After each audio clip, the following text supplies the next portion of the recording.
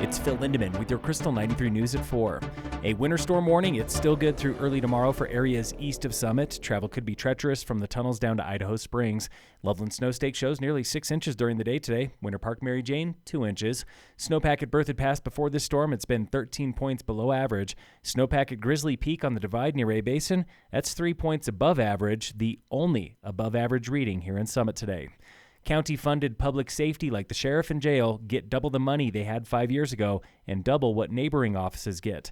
That was the argument today for freezing the public safety budget next year. That message came from county finance and a citizens advisory committee. We are out to make sure the commissioners and the public at large understand the data. We are not out to defund law enforcement. Time and again, they said this is not cutting public safety, but rather reining it in. Staff will be unable to deliver a balanced general fund budget for 26 as requested by the BOCC unless there are concessions from the sheriff's office or a significant reduction in other general fund services. One number stood out. Local safety spending versus our neighbors in Eagle County. Summit's population and square mileage is close to half the size, but hires twice as many deputies and spends twice as much.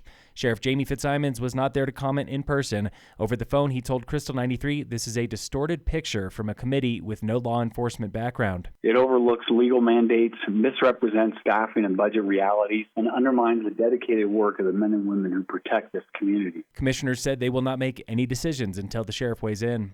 Third time was not the charm for a permanent winter tubing hill at Country Boy Mine in Breck.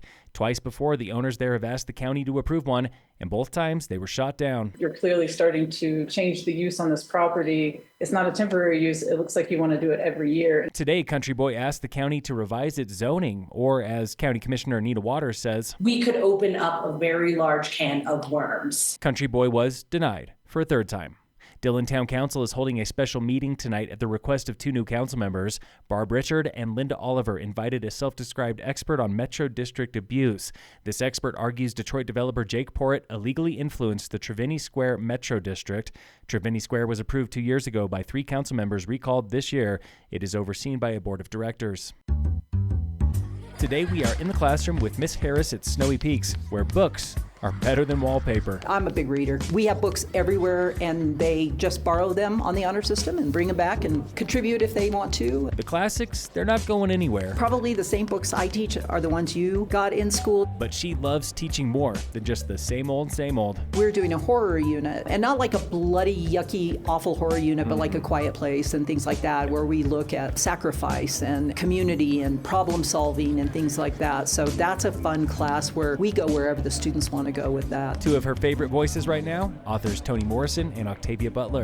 Thanks again for going in the classroom, proudly presented by Heavenly Times Hot Tubs and Billiards and Boost Oxygen for Bookworms. In sports, the Rockies play the Tigers today.